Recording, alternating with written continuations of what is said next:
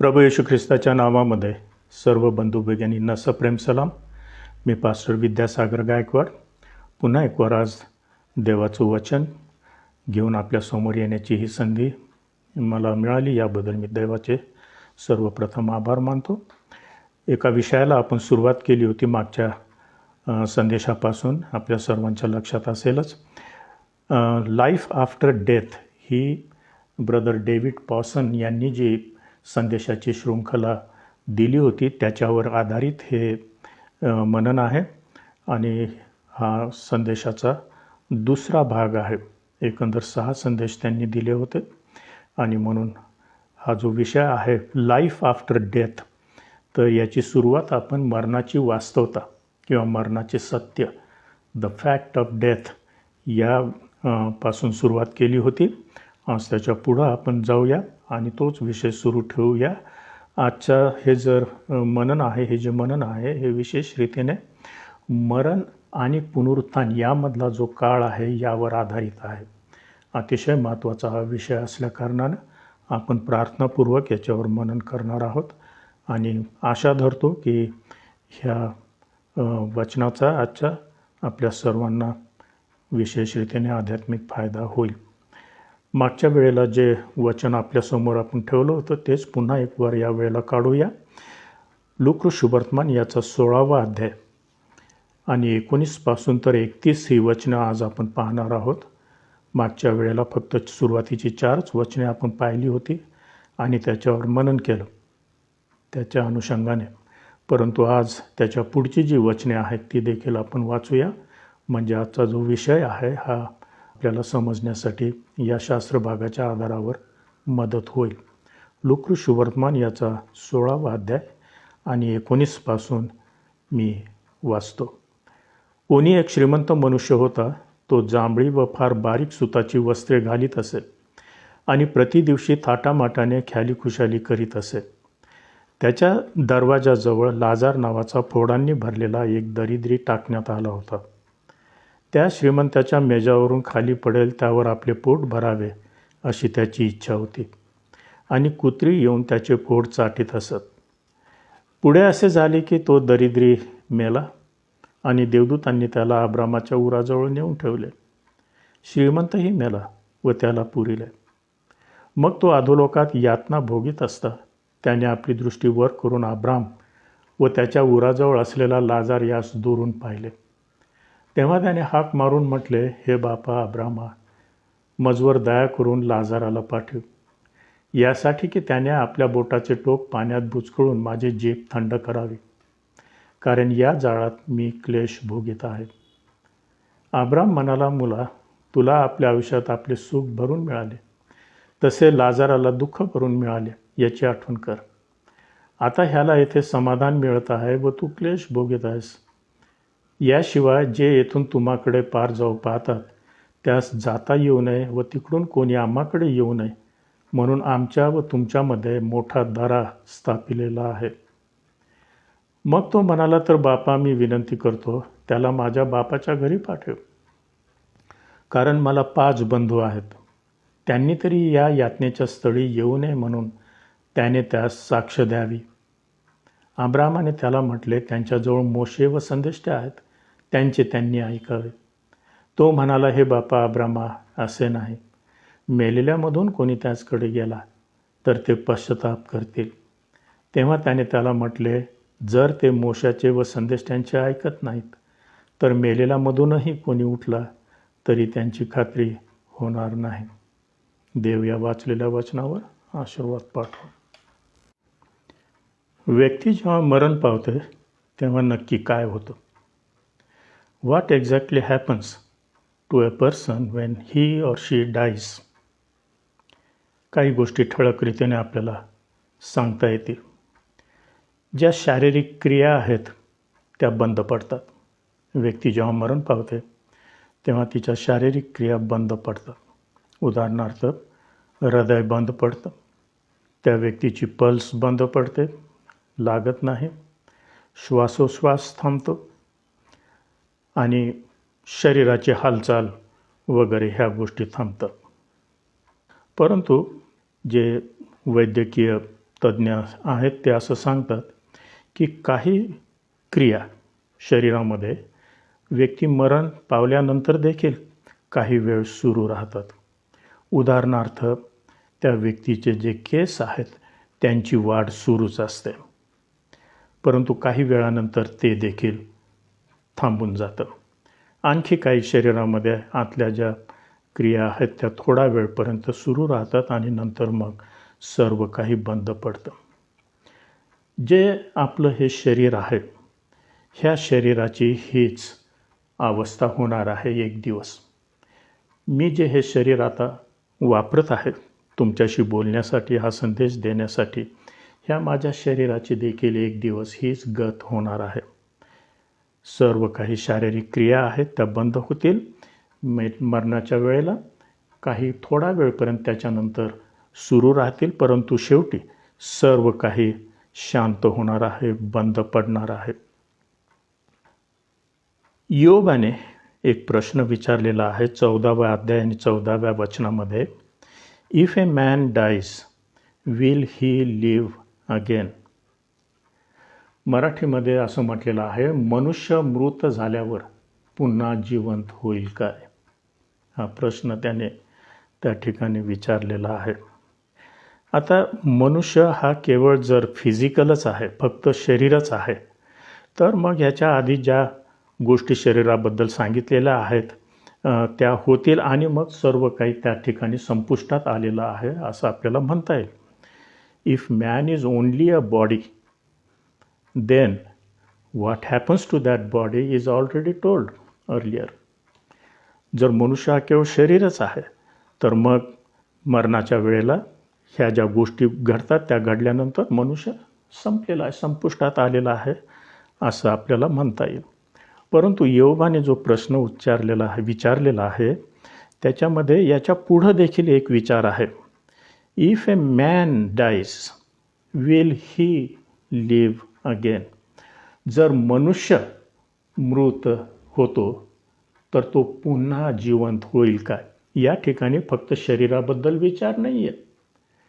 शरीराबद्दलच विचार असता तर मग आपल्याला ठाऊक आहे काय होणार आहे त्याचं मरणाच्या वेळेला किंवा तो मेल्यानंतर. परंतु ह्या ठिकाणी प्रश्न नीट काळजीपूर्वक पहा. इफ ए मॅन डाईज, जर मनुष्य मृत होतं तर तो मनुष्य पुन्हा जिवंत होईल काय? आणि म्हणून आपण मरणाच्या वेळेस जे काय होतं आपण पाहिलेलं आहे थोड्या वेळापूर्वी, ते खरं असतं जेव्हा असं असतं की वास्तवता की तो फक्त शरीरच आहे, त्याच्या पलीकडं कोणी काही नाही. Man is only a body. आणि तो मरण पावल्यानंतर सर्व काही संपून जातं. आणि म्हणून ह्या ठिकाणी योबाने जो प्रश्न विचारलेला आहे, what happens to a man when he dies, ह्या प्रश्नाचं उत्तर तिथं नाही आहे. शरीर मरून गेलेलं आहे, पण what happens to the man. तर या ठिकाणी आपण पाहिलेलं आहे, पुन्हा रिपीट करतो, की जर मनुष्य फक्त शरीरच आहे तर त्याचं काय होतं मरणाच्या वेळेला हे आपण पाहिलेलं आहे. त्याच्यानंतर पुढं काही नाही. परंतु आपण मागच्या संदेशामध्ये पण पाहिलं की मरणाबद्दल आणि मरणानंतरचं जे काही आहे सत्य, ते फक्त आपल्याला देवाच्या वचनामधून, स्क्रिप्चर, होली बायबल याच्यामधूनच आपल्याला मिळतं. आणि या ठिकाणी देखील हा प्रश्न योबाने जो विचारलेला आहे त्याचं उत्तर आपल्याला पवित्र शास्त्रामधूनच आपल्याला त्याचा शोध करावा लागेल. बायबलमध्ये अगदी खंबीररीतीने आणि स्पष्टरीतीने सांगितलेलं आहे की मनुष्य हा फक्त शरीर नाही, परंतु शरीरापेक्षा फार विशेष असं काहीतरी त्याच्यामध्ये आहे, त्याच्याजवळ आहे, जे मरणामध्ये संपत नाही. आणि शरीर जे आहे, संत पाऊल म्हणतो की हे एका तंबूप्रमाणे आहे किंवा घराप्रमाणे आहे, किंवा व्यक्ती जशा रीतीने एखादे ड्रेस घालते, कपडे घालते, त्याप्रमाणे ते आहेत. मरणाच्या वेळेला हा तंबू किंवा हा ड्रेस टाकून देतो आणि त्याच्यानंतर पुढं काहीतरी आहे.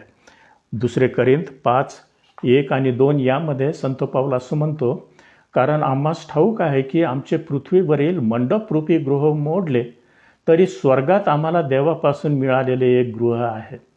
ते हातांनी न बांधिलेले अनंतकालिक असे आहे. ह्या गृहात असताना आम्ही स्वर्गीय गृहरूप वस्त्र परिधान करण्याच्या उत्कंठेने कणतो. तर या ठिकाणी संत पाऊल काय म्हणत आहे की मरणामध्ये हा जो तंबू आहे ज्याच्यामध्ये ती व्यक्ती राहते तोच फक्त आपण सोडून जातो.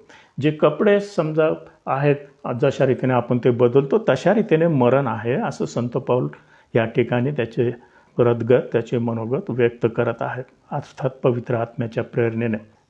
तर जो खरा व्यक्ती जो आहे तो खरा व्यक्ती म्हणजे त्याचं शरीर नाही आहे. हा मुद्दा फार काळजीपूर्वक आपण नमूद केला पाहिजे.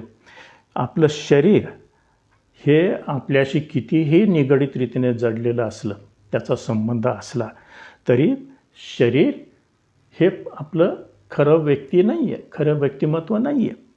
जरी अगदी अविभाज्य रीतीने आपण त्याचा विचार करतो, आपण जीवन जगत असताना आपलं शरीर आणि मग आपला आत्मा अशा दोन भागामध्ये आपण विचार करत नाही. तर शरीर आणि आत्मा यांचा इतका घनिष्ठ संबंध आहे की ते जणू काही एकच आहे अशा रीतीने आपण या जीवनामध्ये वावरत असतो. परंतु मरणाच्या वेळेला हे दोन विभक्त होतात. जन्मल्या दिवसापासून व्यक्तीचा प्रवास त्याच्या मरणाच्या दिवसाकडं सुरू झालेला असतो.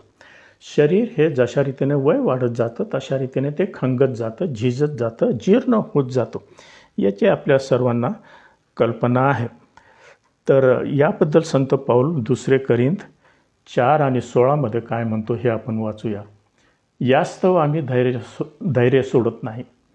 आमचा बाह्य देह क्षय पावत आहे, तरी अंतरात्मा दिवसेंदिवस नवा होत आहे. शरीर खंगत आहे, आमचा बाह्य देह क्षय पावत आहे, झिजत आहे, तरी अंतरात्मा म्हणजे आपल्या ह्या शरीरात जो आत्मा आहे तो दिवसेंदिवस नवा होत आहे.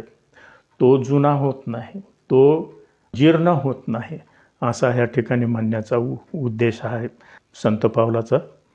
आणि ही गोष्ट आपण लक्षात ठेवली पाहिजे की मरणाच्या वेळेस ते केव्हाही येऊ, जेव्हा शरीर आणि आत्मा याचं विभाजन होईल, सेपरेट होतील, त्यावेळेला शरीर संपून जाईल. परंतु ह्या मरणामधून काहीतरी एक सर्वाईव्ह होणार आहे, वाचणार आहे, पुढं कंटिन्यू राहणार आहे. तो म्हणजे आपला आत्मा. हा कधीही जीर्ण होत नाही, तो खंगत नाही. ह्या ठिकाणी जे प्राणी मात्र आहेत इतर, त्यांच्यापेक्षा मनुष्य हा अतिशय विशेष रीतीने वेगळा आहे, हे आपण नमूद करून ठेवलं पाहिजे. जेव्हा हे प्राणी मरतात त्यांना शरीर असतं आणि जीव असतो आणि त्यांच्या मरणामध्ये ते पूर्ण रीतीने नष्ट होऊन जातात. त्याला इंग्रजीमध्ये शब्द आहे अनायलेशन किंवा ऑब्लिट्रेशन. ते पूर्ण रीतीने नष्ट होऊन जातात, काही शिल्लक राहत नाही, पुन्हा शून्यवत होऊन जातात. मरणानंतर त्यांचं पुढं काहीच राहत नाही. परंतु मनुष्याच्या बाबतीत हे तसं नाही आहे. मनुष्य हा अगदी आगळ्या वेगळ्या रीतीने शारीरिक आणि आध्यात्मिक यांचा संगम आहे. हे दोन ह्या मनुष्यामध्ये एकत्र झालेले आहे. Man is a unique combination of physical and spiritual. For man it is not annihilation. मनुष्यासाठी अशा रीतीने प्राण्याप्रमाणे जे संपूर्ण रीतीने नष्ट होतात, अनायलेशन होतं, तसं मनुष्याचं होत नाही. हे बायबल अगदी सातत्याने खंबीर रीतीने सांगतं. आणि मरण जे आहे हे मरण कोणत्याही मनुष्याचा शेवट नाही. ही फार महत्त्वाची आपल्या बायबलचं जे सत्य आहे हे नमूद करून आपण ठेवूया आपल्या मनामध्ये. Death is not the end for man, it is never an end for any man, असं आपण खंबीरतेने आपल्या मनामध्ये ठासून ठेवूया. आता कोणताही डॉक्टर किंवा सायंटिस्ट किंवा कोणताही तत्त्वज्ञानी आपल्याला ह्या मरणानंतरची जी वास्तवता आहे, स्थिती आहे मनुष्याची, याच्याबद्दल सांगू शकत नाही. शारीरिक मरण जे आहे त्याबद्दल ते सांगू शकतात, डॉक्टर किंवा सायंटिस्ट. तत्त्वज्ञानी जो आहे एखाद्यावेळेस त्याचं तत्त्वज्ञान नंतर जे आहे मरणानंतर काय होणार आहे ही एखाद्यावेळेस आपल्याला मांडून दाखवेल, पण आपण त्या तत्त्वज्ञानावर अवलंबून राहू शकत नाही, कारण ते मनुष्याचं ज्ञान आहे. शेवटी ह्या मनुष्याची जी स्थिती आहे मरणानंतरची, त्याच्यासाठी आपल्याला केवळ एकच सोर्स आहे, तो म्हणजे देवाचं पवित्र शास्त्र. मरणाच्या वेळेला मनुष्याचा आत्मा जो आहे त्याच्या देहापासून वेगळा होतो. हे एक सर्वसामान्य ज्ञान सर्व मानवजातीमध्ये आहे. देवाने ते सर्वांना ह्याना त्या प्रकारे दिलेलं आहे. कोणत्याही धर्माचा असो, विश्वासाचा असो, कोणताही मनुष्य असो, त्याला हे उपजतच माहीत आहे की मरणाच्या वेळेला त्याचं शरीर आणि त्याचा आत्मा जो आहे हा वेगळा होतो. आता याला काही अपवाद असू शकतील, जे नास्तिक लोक आहेत किंवा आज जगामध्ये अशा प्रकारचे काही लोक आहेत की ते असं म्हणतात की नाही, हे जीवन जे आहे हेच काय ते आहे, मरणामध्ये सर्व काही पुन्हा शून्यवत होऊन जातं, त्याच्यानंतर काही राहत नाही, असे म्हणणारे पण लोक आहेत. काही नास्तिकवादी लोक आहेत ते तशा रीतीने म्हणतात. परंतु सर्वसामान्य रीतीने सर्व जगामध्ये कोणत्याही धर्माचा विश्वासाचा मनुष्य असो त्याला हे माहीत आहे की मरणानंतर काहीतरी नंतर आहे. आध्यात्मिक जी बाजू आहे त्याबद्दल ते विचार करतात आणि आत्मा सदा सर्व काळासाठी राहतो कुठंतरी, कसा तरी, कोणत्याही रीतीने त्यांच्या विश्वासाप्रमाणे, प्रणालीप्रमाणे असा त्यांचा विश्वास आहे. पवित्र शास्त्रामध्ये उपदेशकाचं जे पुस्तक आहे 12वा अध्याय 7व्या वचनामध्ये अशा रीतीने म्हटलेलं आहे, तेव्हा माती पूर्ववत मातीच मिळेल. शरीराबद्दल या ठिकाणी बोललं जात आहे. आणि देवाने दिलेला आत्मा त्याचकडे परत जाईल. आपण काय मुद्दा पाहिला की मरणाच्या वेळेस मनुष्याचं शरीर आणि आत्मा हे वेगळे होतात आणि बायबल त्याला स्पुष्टी देतं की माती म्हणजे शरीर पूर्ववत मातीस जाऊन मिळेल आणि देवाने दिलेला आत्मा त्याचकडे परत जाईल. Then shall the dust return to the earth as it was, and the spirit return to God who gave it. मरणामध्ये मनुष्याचं शरीर आणि आत्मा हे वेगळे होतात. जे शरीर आहे हे पुन्हा मातीला जाऊन मिळतं. परंतु या ठिकाणी येथपर्यंत हे सर्व ठीक आहे. आता सर्वसाधारण रीतीने लोक याच्यावर विश्वास ठेवतात सर्वकडे जगातले. Body goes back to dust आणि मग काहीतरी आत्मिक रीतीने नंतर आहे असं वेगवेगळ्या प्रकारचे लोक, वेगवेगळ्या विश्वासाचे लोक मानतात. परंतु या ठिकाणी एक फार महत्त्वाचा प्रश्न आहे, त्याला धरून आता इथून पुढं आपण थोडा विचार करणार आहोत. ह्या ठिकाणी प्रश्न आहे, but question is what happens to the spirit. ठीक आहे, शरीराबद्दल आम्ही पाहिलं की ते पुन्हा माती मिळून जातं, शरीर संपुष्टात आलेलं आहे, संपलेलं आहे. परंतु त्याच्या आत्म्याचं मग नंतर काय होतं हा फार महत्त्वाचा प्रश्न आहे. आणि याकोब नवीन करारामध्ये 2 अध्याय आणि 25व्या वचनाच्या शेवटल्या भागामध्ये असं म्हणतो, शरीर आत्म्या वाचून निर्जीव आहे, तसा विश्वासही क्रिया वाचून निर्जीव आहे.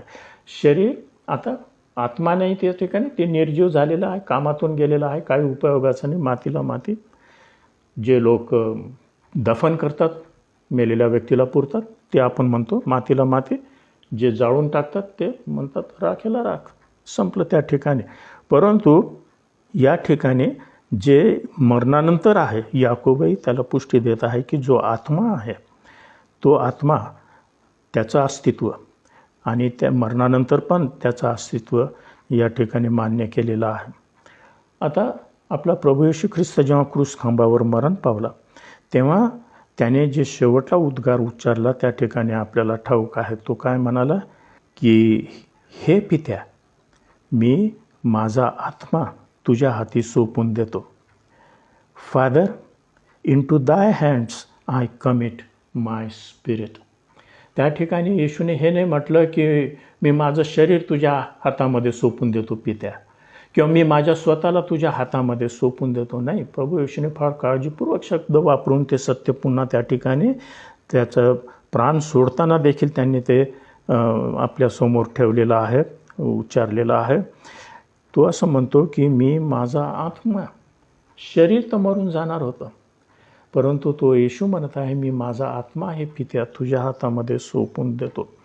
त्याचं शरीर जे आहे त्या शरीराची काळजी आरिमथाईकर योसेफ जो आहे तो करणार होता, परंतु येशूने म्हटलं की मी माझा आत्मा हे पित्या तुझ्या हातामध्ये सोपून देतो. आता येथपर्यंत सर्व धर्मीय लोक म्हणा किंवा हे जे मॉडर्न फिलॉसॉफर्स आहेत ते असं म्हणू शकतील की मरणानंतर जो आत्मा आहे मनुष्याचा, तो आत्मा अस्तित्वात राहतो. Spirit continues to live. सर्वसामान्य रीतीने मरणानंतरचं जे काही अस्तित्व आहे आध्यात्मिक किंवा आत्मिक, त्याबद्दल त्या जीवनामध्ये आता शरीराचा काही एक संबंध नाही, असं सर्वसामान्य रीतीने जगाचे लोक, वेगवेगळ्या धर्माचे लोक मानतात. मरणापर्यंत शरीर आणि आत्मा एक आहेत. मरणानंतर हे विभक्त होतात, वेगळे होतात.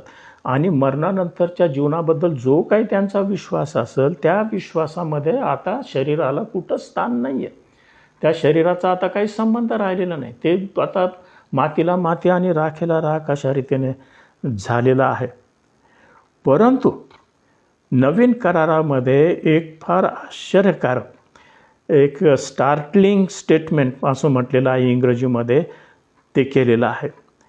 ते म्हणजे असं आहे की मरणानंतर देखील हे जे सेपरेशन आहे, विभाजन आहे शरीर आणि आत्म्याचं, हे टेम्पररी आहे. हे काही काळापुरतंच मर्यादित आहे. नक्की आपल्याला माहीत नाही, परंतु हे काही काळापर्यंत पुरतंच ते आहे. आणि एक दिवस हे शरीर आणि हा आत्मा एकत्र येणार आहे. हे एक फार असामान्य अशा प्रकारचं स्टेटमेंट म्हणा किंवा डिक्लेरेशन जे आहे, हे नवीन करार देवाचं वचन आपल्याला करत आहे. येथपर्यंत ठीक होतं की मरणामध्ये शरीर आणि आत्मा हे वेगळे होतात आणि मग नंतर काहीतरी आध्यात्मिक जीवन, स्पिरिट लाईफ असं काहीतरी असतं. त्याच्यानंतर मोघमरीतीने वेगवेगळे लोक त्याला मानतात. परंतु नवीन करारामध्ये देवाच्या वचनामध्ये हे सांगितलेलं आहे की एक वेळ, एक दिवस असा येत आहे की हे जे शरीर जे टाकून दिलेलं आहे, विभक्त झालेलं आहे, तशाच प्रकारचं पण वेगळ्या प्रकारचं शरीर, गौरवी शरीर, परंतु खऱ्या अर्थाने शरीर जे आहे ते पुन्हा एक येणार आहे. आत्मा आणि हे शरीर एक होणार आहेत. They will come together, body and spirit. अशा प्रकारचं एक फार आगळं वेगळं आणि आश्चर्यचकित करणारं हे जे स्टेटमेंट आहे, हे नवीन करारामध्ये आपल्याला विचारायला म्हणजे दिसून येतं. जे फिलॉसॉफर्स आहेत वगैरे, जुने आणि नवीन पण, ते सहज अशा रीतीने म्हणू शकतात की I believe in the immortality of the soul. म्हणजे मी आत्म्याचं हे जे अविनाशी जीवन आहे याच्यावर विश्वास ठेवतो. आत्मा सदा सर्व काळासाठी राहील असा त्याचा अर्थ आहे. ते मान्य करतील ते. परंतु ख्रिस्ती व्यक्ती जो देवाच्या वचनावर विश्वास ठेवणारा आहे, तो काय म्हणेल? I believe in the resurrection of the body. मी शरीराचं पुनरुत्थान जे आहे त्यावर विश्वास ठेवतो. आणि प्रेषितांचा मतांगीकार जो आहे त्यामध्ये देखील तो विश्वास व्यक्त केलेला आहे. आम्ही पुनरुत्थानामध्ये, म्हणजे त्या पुनरुत्थानामध्ये विश्वासणाऱ्याला खऱ्या अर्थाने जसं येशूला त्याचं शरीर मिळालं, तशाच रीतीने त्याचं शरीर त्या विश्वासणाऱ्याला मिळणार आहे, हा विश्वास आहे. I believe in the resurrection of the body. हा ख्रिस्ती मंडळीचा, विश्वासणाऱ्यांचा ठाम विश्वास आहे. मरणामध्ये जे टाकून दिलेलं आहे, नाश पावलेला आहे, असं आतापर्यंत आपण म्हणत आलो.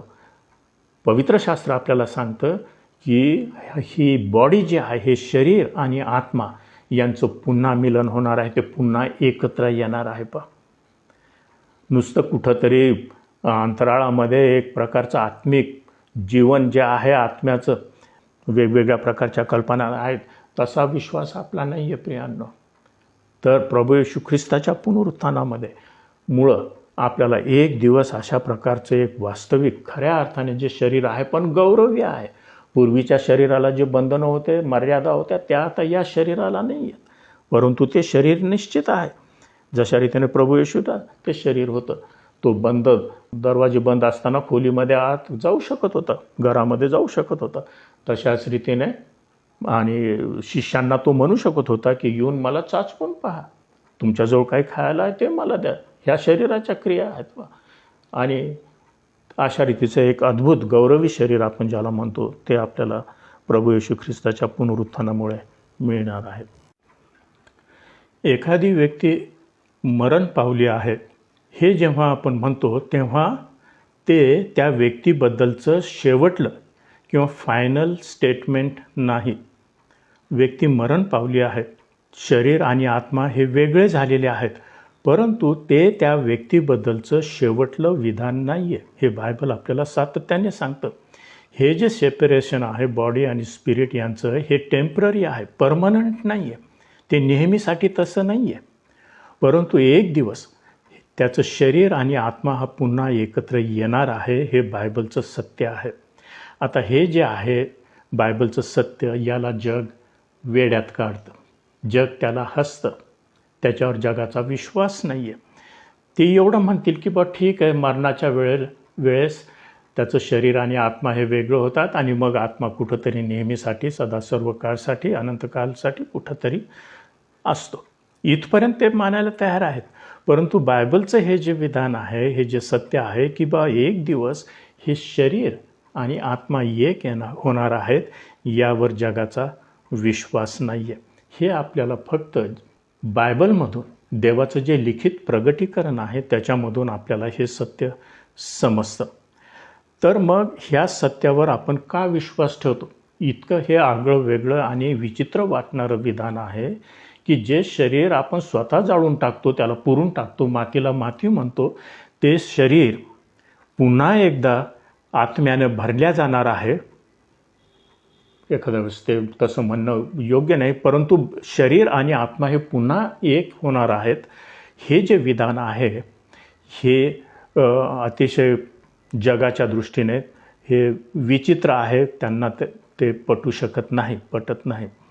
परंतु आपल्याला ते वचनामधून प्राप्त झालेलं असल्यामुळं आपण त्याच्यावर विश्वास ठेवतो. परंतु वचन आपल्याला नुसतं एखाद्या गोष्टीवर मोघम रीतीने किंवा काही त्याचा पाठपुरावा न देता विश्वास ठेवायला सांगत नाही. Why do we believe it? अशा रीतीने शरीर आणि आत्मा एकत्र येणार आहे याच्यावर आपण विश्वास का ठेवतो? 2-3 गोष्टी आपण नमूद करूया या ठिकाणी आणि त्याकडं नीट लक्ष द्या कृपा करून, आणि मनन पण करा नंतर तुम्हाला वेळ मिळाला तर. शरीर आणि आत्मा एकत्र येऊ शकतात ही वास्तवता आहे. हे येशूने त्याच्या स्थलच्या अवतारित स्थितीमध्ये सिद्ध करून दाखवलं. त्याने बऱ्याच लोकांना, मेलेल्या लोकांना त्याने जिवंत केलं. काही लोक नुकतेच मरण पावले होते, तर काहींना बराच वेळ निघून गेलेला होता. आपल्याला सर्वांना ते माहीत आहे. उदाहरणार्थ येशूने याईराच्या कन्येला येशूने जिवंत केलं. त्याच्यानंतर येशूने जिवंत केलं एका विधवेचा जो मुलगा होता, नाईन या गावामधला, त्याला ते घेऊन चालले होते बाहेर. येशूने पाहून त्या येशूला कळवळा आला त्या विधवेचा, आणि येशूने त्याला जिवंत केलं. बरेच तास होऊन गेलेले होते त्याला मरून. आणि मग नंतर आपल्याला हे उदाहरण योहानाच्या शुभवर्तमानामध्ये आपल्या सर्वांच्या परिचयाचं, ते म्हणजे लाजरस जो होता, ह्याला मरून 4 दिवस झालेले होते. आपण पाहिलं की मनुष्य जेव्हा मरण पावतो तेव्हा त्याचं हृदय बंद पडतं, त्याची पल्स लागत नाही, त्याचा श्वासोश्वास बंद होतो, त्याच्या सर्व शारीरिक क्रिया बंद होतात आणि काही क्रिया थोड्या वेळपर्यंत सुरू राहतात. उदाहरणार्थ केस वाढणे वगैरे, आणि त्याच्या शरीरातले काही सेल काही वेळपर्यंत जिवंत असू शकतात. परंतु काही वेळच त्याच्यानंतर सर्व काही शांत होऊन जातं. आणि त्याच्यानंतर कशाला सुरुवात होते? कुजण्याच्या प्रक्रियेला सुरुवात होते. तर ह्या ठिकाणी लाजरसला मरून 4 दिवस झालेले होते. आणि जेव्हा येशूने सांगितलं की धोंड काढा, तेव्हा त्याची बहीण म्हणाली की प्रभू नको, आता त्याला दुर्गंधी येत असेल. त्याची कुजण्याची प्रक्रिया सुरू झालेली होती ऑलरेडी. परंतु येशूने त्याला देखील जिवंत केलेलं आहे. आणि पहिला मुद्दा हा आहे या ठिकाणी की येशूने त्याच्या सेवा कार्यामध्ये, मिनिस्ट्रीमध्ये त्याने हे वेगवेगळ्या प्रकारचे जे लोक आहे, आपण नुकतेच पाहिलेले आहे, त्यांना जिवंत केलेलं आहे. म्हणजे आपल्याला हे ठाऊक आहे की येशूला हे सामर्थ्य आहे. मेल्यानंतर शरीर आणि आत्मा पुन्हा एकत्र आणण्याचं सामर्थ्य त्याच्यामध्ये आहे. इतकंच केवळ नाही, परंतु जे शरीर कुजलेलं आहे, कुजण्याची प्रक्रिया सुरू झालेली आहे, त्याच्यामध्ये 4 दिवस होऊन गेलेले आहेत, तिथं आत्मा आणि शरीर वेगळे होऊन त्याला तो जिवंत करू शकतो. याच्यावरून आपल्याला पवित्र शास्त्रामध्ये विश्वास ठेवण्यासाठी भरपूर पुरावा दिलेला आहे. येशू ख्रिस्ताने योहान शुभवर्तमान 11 आणि 25 मध्ये तो काय म्हणतो? येशूने तिला म्हटले, पुनरुत्थान व जीवन मीच आहे. जो मजवर विश्वास ठेवतो तो मेला असला तरी जगेल, आणि जो जिवंत असून मजवर विश्वास ठेवतो तो कधीही मरणार नाही, याचा तू विश्वास धरतेस काय? येशूने अशा रीतीने स्वतःमध्ये जे सामर्थ्य आहे, दैवी सामर्थ्य आहे, त्याच्यामध्ये तो देव असल्या कारणाने याचं त्याने लाजरसाला जिवंत करण्याच्या आधीच सांगितलं, आणि मग नंतर त्याने लाजरसाला जिवंत करून दाखवलेलं आहे. म्हणून आपल्याला ठाम रीतीने माहीत आहे की प्रभू येशू ख्रिस्ताला हे सामर्थ्य आहे. तो शरीर आणि आत्मा हा पुन्हा एकत्र आणू शकतो. दुसरा मुद्दा, आपण भक्कम रीतीने आपला पूर्ण विश्वास आहे की हे होऊ शकतं, शरीर आणि आत्मा एकत्र येऊ शकतो. कशावर?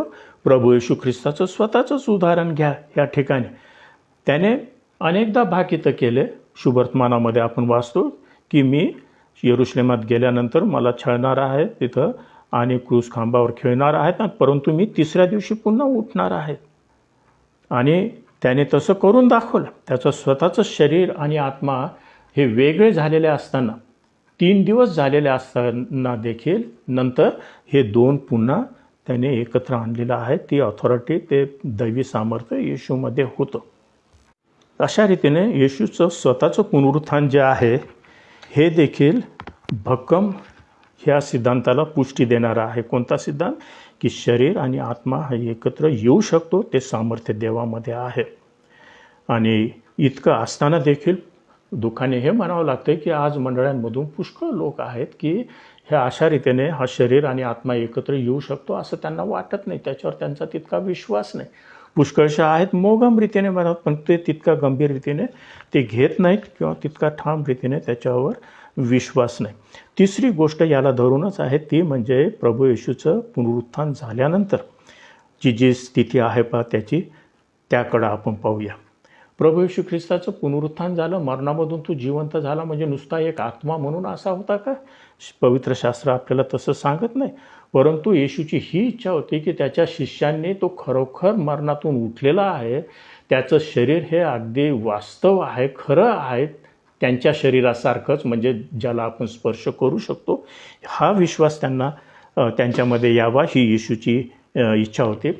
येशूचं जे पुनरुत्थित शरीर होतं ते शिष्यांसारखं नव्हतं, ते गौरवी शरीर होतं. मी म्हणण्याचा अर्थ असा आहे की शिष्यांना त्याने बोलावलं जवळ आणि त्यांना सांगितलं की मला तुम्ही चाचपून पहा, मला स्पर्श करा. आणि त्याने हे सांगितलं की भूताला अशा रीतीनं हाडामासाचं शरीर नसतं. लुकरू शुभवर्तमान 24 आणि 39 वचन जे आहे त्या ठिकाणी काय म्हणतं ते पहा. माझे हातपाय पहा, येशू म्हणत आहे, मीच तो आहे, मला चाचपून पहा. जसे मला हाडमास आहे म्हणून पाहता तसे भूताला नसते. I am not a ghost, Yeshu त्यांना सांगत आहे. मी फक्त एक काहीतरी आत्मिक आहे, अशा रीतीनं मोघम रीतीने किंवा असा काहीतरी विश्वास तुमचा असू नये. माझे हातपाय तुम्ही पहा, तो मीच आहे, मला चाचपून पहा.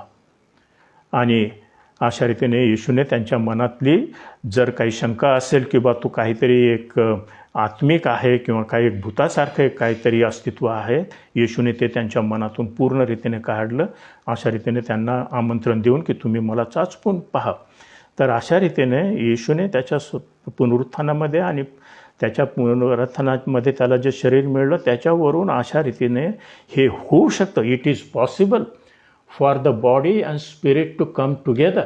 हा विश्वास त्यांनी शिष्यांमध्ये आणलेला आहे आणि त्यांची खात्री करून दिलेली आहे की तो खरोखर जिवंत आहे त्याला, आणि शारीरिक रीतीने जिवंत आहे, त्याचा शरीर आणि आत्मा हा पुन्हा एक आलेला आहे.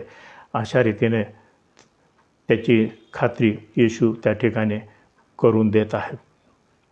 आणि ह्या ठिकाणी जे विश्वासणारे आहेत आणि इतर अविश्वासणारे आहेत जगाचे लोक, याच्यामध्ये या ठिकाणी हा फार मोठा फरक आहे की विश्वासणाऱ्यांचा विश्वास असा आहे की आम्हाला एक दिवस हे शरीर मिळणार आहे, हे शरीर आणि आत्मा एक येणार आहेत. जगाचे लोक म्हणतात का ठीक आहे, आत्मिक रीतीने कुठंतरी अस्तित्व राहील. तो विश्वास आपला नाही आहे प्रिय बंधू भगिनींनो. ते असं म्हणतात की मरणामधून हा जो आत्मा आहे हा निभावून जाईल कसा तरी, spirit will survive the death. परंतु अशा रीतीचं आत्मिक जीवनावरच त्यांचा विश्वास आहे.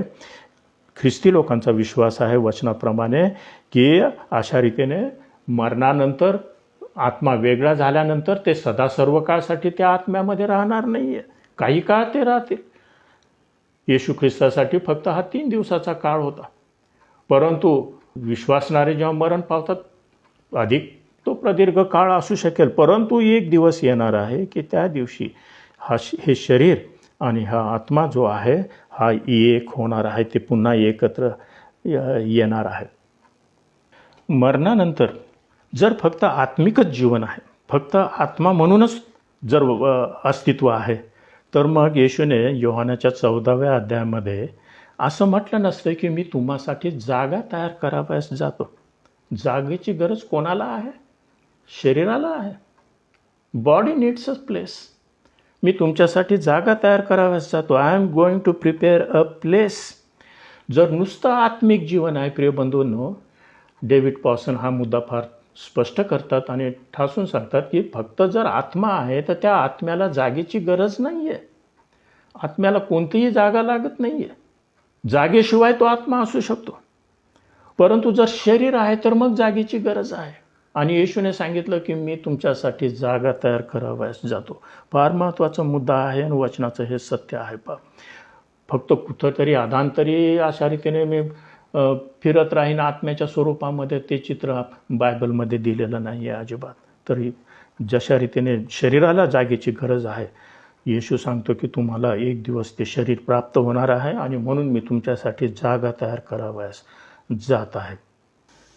आता आपण या ठिकाणी एका फार महत्त्वाच्या मुद्द्यापर्यंत आलेलो आहे. फार काळजीपूर्वक आपण तो नमूद करून घेऊया. आपल्या आतापर्यंतच्या डिस्कशनमध्ये आपल्याला लक्षात आलेलंच असेल की मरणामध्ये व्यक्तीचं शरीर आणि आत्मा हे विभक्त होतात. आणि मग आपण असं पाहिलं की काही काळानंतर काहींच्यासाठी तो फार प्रदीर्घ काळ असेल, काहींच्यासाठी फार थोडका काळ असेल, परंतु मग नंतर केव्हा तरी त्याला शरीर मिळणार आहे, त्या व्यक्तीचं पुनरुत्थान होणार आहे, हा आपला विश्वास आहे. म्हणजे ह्याच्यावरून एक मुद्दा स्पष्ट होतो की मरण आणि पुनरुत्थानामधले हा जो काळ आहे, इंटरव्हल किंवा हा मध्यंतरीचा जो काळ आहे, हा काळ जो आहे हा आत्मिक आहे. आत्म्याच्या स्वरूपामध्ये ती व्यक्ती त्या ठिकाणी अस्तित्वात आहे. अजून पुनरुत्थान झालेलं नाही, शरीर मिळालं नाही, मरण होऊन चुकलेलं आहे.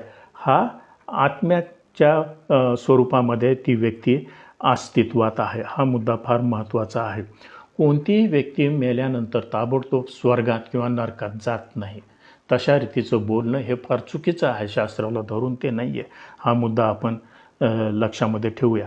पण हा जो इंटरव्हल टाईम आहे, हा मध्यंतरीचा जो काळ आहे, हा काळ अगदी स्पष्ट रीतीने सांगितलेला आहे. आणि जे धार्मिक आहेत आणि अधार्मिक आहे, कोणीही असू द्या, ते सर्व अशा रीतीने मेल्यानंतर एका ठिकाणी जातात. जुन्या करारामध्ये त्याला शिओल म्हटलेलं आहे, SHEOL, आणि नवीन करारामध्ये त्याला म्हटलेलं आहे हेडीज. जे सर्व मरण पावतात मेल्यानंतर ते या ठिकाणी जातात. चांगला असो वाईट असो, ख्रिस्ती असो ख्रिस्तेतर असो, धार्मिक असो अधार्मिक असो, विश्वासणारा असो अविश्वासणारा असो, कोणीही असो, ते सर्व या ठिकाणी जातात. पण या ठिकाणी हे जे ठिकाण आहे याचे 2 भाग आहेत. धार्मिक एका भागामध्ये आणि जे अधार्मिक आहेत, देवापासून दूर असलेले जे लोक आहेत, ते एका भागामध्ये जातात. येशूचं पुन्हा येऊन पुन्हा न्यायाचा दिवस होऊन पुनरुत्थित शरीर मिळेपर्यंत ते सर्व याच ठिकाणी राहणार आहेत.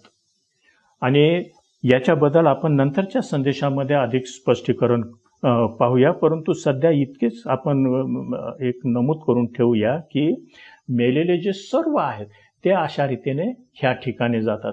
शिओल म्हटलेल्या स्थळी जुन्या कराराप्रमाणे, किंवा हेडीज नवीन करारामध्ये म्हटलेलं आहे. अजून ते स्वर्गात किंवा नरकात गेलेले नाहीत. जे सर्व आतापर्यंत मेलेले आहेत ते या ठिकाणी आहेत. प्रत्यक्ष प्रभू येशू ख्रिस्त देखील जेव्हा तो मरण पावला त्या कॅल्वरीच्या क्रूसखांबावर, तो या ठिकाणी गेला. तो स्वर्गात गेला नाही किंवा नरकात देखील गेलेला नाही. काही लोक तसं शिकवतात, परंतु ते फार चुकीचं शिक्षण आहे. आपण या ठिकाणी लक्षामध्ये ठेवूया. याच्याबद्दलचा पुन्हा आणखी विचार आपण नंतर करूया. फक्त सध्या एवढंच लक्षामध्ये ठेवा की मेल्यानंतर जे सर्व मेलेले आहेत त्यांच्यासाठी एक ठिकाण आहे, परंतु त्या ठिकाणाचे 2 भाग आहेत.